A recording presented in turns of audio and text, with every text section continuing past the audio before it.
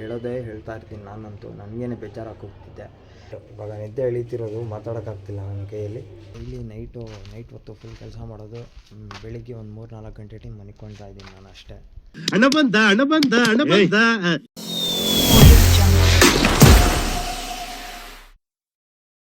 Hi, ನಾನು Yasir. So welcome to South Vibes ಕನ್ನಡದ ಯಾಸಿರ್ ಹೊಸ ವ್ಲಾಗ್ನಲ್ಲಿ. ಸೊ ನಮ್ಮ ಚಾಲೆಂಜು 30 days 30 vlog ಚಾಲೆಂಜಿನ ಇವತ್ತು ಡೇ 17. ಬೆಳಿಗ್ಗೆ 4:15 ಎದ್ದು ಸಹಾರು ಊಟ ಮಾಡಿಕೊಂಡು ಇವಾಗ ನಮಾಜಿಗೆ ಹೋಗ್ತಾ ಇದ್ದೀನಿ. ಆಲ್ಮೋಸ್ಟ್ ಟೈಮ್ ಆಗೋಗಿದೆ. ಸೊ ಬೇಗ ಹೋಗಿ ನಮಾಜಿ ಮಾಡಿಕೊಂಡು ಆಮೇಲೆ ಸಿಗೋಣ ಅಂತ ಕೆಲಸ ಮಾಡುವಾಗ ಆಲ್ಮೋಸ್ಟ್ ಬೇಜಾನ್ ಟೈಮ್ ಆಗೋಗಿದೆ. ಜಮಾತಿ ನಿಂತ್ಕೊಂಡಿದ್ದೆ. ಸೊ ಅದಕ್ಕೆ ಮೊದಲು ಹೋಗೋಣ ನಮಾಜಿಗೆ, ಆಮೇಲೆ ಕೆಲಸ, ಆಮೇಲೆ ಡೈಲಿ ರೊಟೀನ್ ಮಾಮೂಲಿ ನಡೀತಾ ಇರುತ್ತೆ.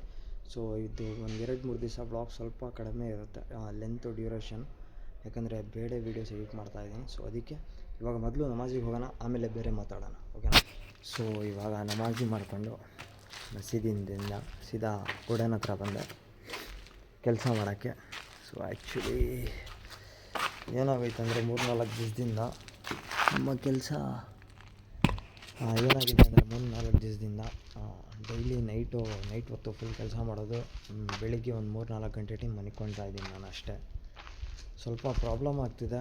ಸೊ ರಂಜಾನ್ ನಡೀತಿದೆ, ಏನೂ ಅಷ್ಟೊಂದು ಇವಾಗೇನೂ ಜಾಸ್ತಿ ಪ್ರಾಬ್ಲಮ್ ಏನೂ ಆಗೋಲ್ಲ, ಯಾಕಂದರೆ ರಂಜಾನಲ್ಲಿ ನಮ್ಮ ಓನ್ ಬಿಸ್ನೆಸ್ಸು ಒಂದು ಗಂಟೆ ಹೆಚ್ಚು ಕಡಿಮೆ ಆದ್ರೂ ನಡೆಯುತ್ತೆ. ಆದರೆ ರಂಜಾನ್ ಆದಮೇಲೆ ಕೆಲ್ಸಕ್ಕೆ ಹೋಗಬೇಕು. ಕೆಲಸದಲ್ಲಿ ಓನರ್ಗಳು ಆ ಥರ ಕೇಳೋದಿಲ್ಲ. ಇವಾಗ ಏನಾಗ್ತಿದೆ ಅಂದರೆ ಈಗ ರಂಜಾನಲ್ಲಿ ಹೋಗಿ 9-10 ಗಂಟೆಗೆ ಮನಿಕೊಳ್ತಾ ಇದ್ದೀನಿ ನಾನು. ಬೆಳಿಗ್ಗೆ ಎದ್ದೇಳ್ತಿರೋದು 2-3 ಗಂಟೆಗೆ.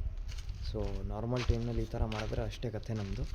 ಸೊ ಅದಕ್ಕೆ ರಂಜಾನ್ನಲ್ಲೇ ನಮ್ಮ ಡೈಲಿ ರೋಟೀನು ಡಿಸಿಪ್ಲಿನ್ನಾಗಿ ಮ್ಯಾಪ್ ಮಾಡಿ ಇಕ್ಕೋಬೇಕು, ಬೆಳಗ್ಗೆಯಿಂದ ರಾತ್ರಿವರೆಗೂ ಏನು ಮಾಡಬೇಕು ಅಂತ. ಸೊ ನೋಡೋಣ, ರಂಜಾನ್ನಲ್ಲೇ ಇದು ಕರೆಕ್ಟ್ ಮಾಡಿಕೊಂಡು ರಂಜಾನ್ ಆದಮೇಲೆ ನಮಗೇನೋ ಪ್ರಾಬ್ಲಮ್ ಬರಬಾರ್ದು, ಆ ಥರ ಮಾಡ್ಕೊಳ್ಳೋಣ.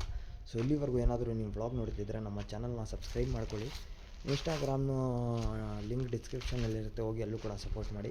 ಇನ್ಸ್ಟಾಗ್ರಾಮ್ನಲ್ಲಿ 1K ಇಂದ ಜಾಸ್ತಿ ಫಾಲೋವರ್ಸ್ ಆಗಿಬಿಟ್ಟಿದ್ದಾರೆ, ಬಟ್ ಯೂಟ್ಯೂಬ್ನಲ್ಲಿ ಇನ್ನೂ 156 ಇರೋದು. ಫೇಸ್ಬುಕ್ನಲ್ಲಿ ಇದು ನನಗೆ ಜಾಸ್ತಿ ಸರ್ಪ್ರೈಸ್ ಆಯಿತು. ಫೇಸ್ಬುಕ್ನಲ್ಲಿ ಒಂದು ರೀಲ್ ಹಿಟ್ ಆಗಿದ್ದು, ಎಷ್ಟು ಸಬ್ಸ್ಕ್ರೈಬರ್ಸ್ ಬಂದಿದ್ದಾರೆ ಅಂದರೆ ಅದರಲ್ಲಿ ಒಂದಿದ್ದು ಆಲ್ಮೋಸ್ಟ್ ನಾನು 7-8 ಪೋಸ್ಟ್ ಹಾಕಿದ್ದೆ, ಒಂದು ಫಾಲೋವರ್ ಇದ್ದಿದ್ದು. ಒಂದು ರೀಲ್ ಹಿಟ್ ಆಯಿತು, ವೈರಲ್ ಆಯಿತು. ಒಂದು ರೀಲಿಂದ ಆಲ್ಮೋಸ್ಟು 888 ಫಾಲೋವರ್ಸ್ ಆಗಿದ್ದಾರೆ.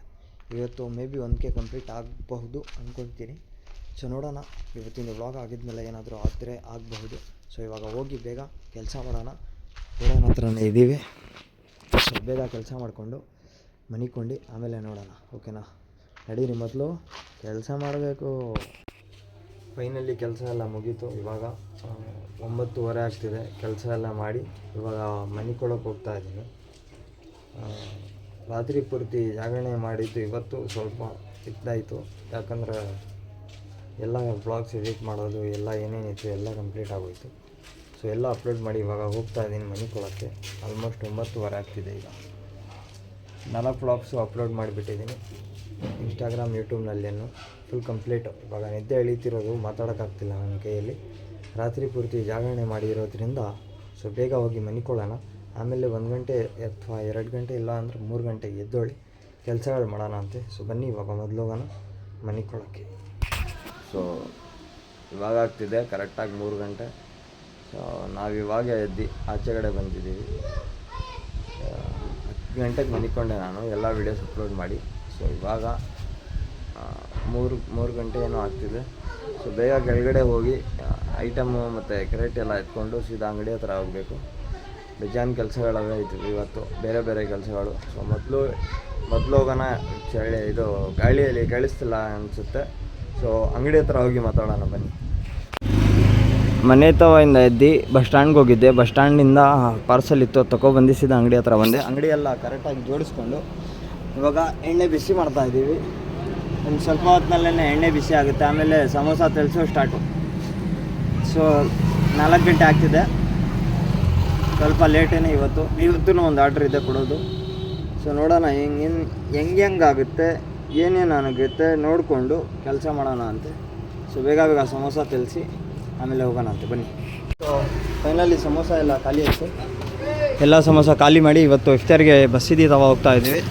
ಪಾರ್ಟಿ ಇದೆ ಒಂದು, ಇಫ್ತಾರ್ ಪಾರ್ಟಿ. ಸೊ ಅದಕ್ಕೆ ಅಲ್ಲಿ ಹೋಗಿ ಇಫ್ತಾರಿ ಮಾಡೋಣ, ಉಪವಾಸ ಬಿಡೋಣ ಅಂತ. ಸಮೋಸ ಎಲ್ಲ ಖಾಲಿ ಆಗುತ್ತೆ. ಸೊ ಇವಾಗ ಬೇಗ ಹೋಗೋಣ ಅಲ್ಲಿ, ನಡೀಲಿ. ಇಫ್ತಾರಿ ಮಾಡಿಕೊಂಡು ಎಲ್ಲರೂ ಜೊತೆ ಇವಾಗ ಮತ್ತೆ ವಾಪಸ್ ಅಂಗಡಿ ಕಡೆ ಬಂದಿದ್ದೀನಿ.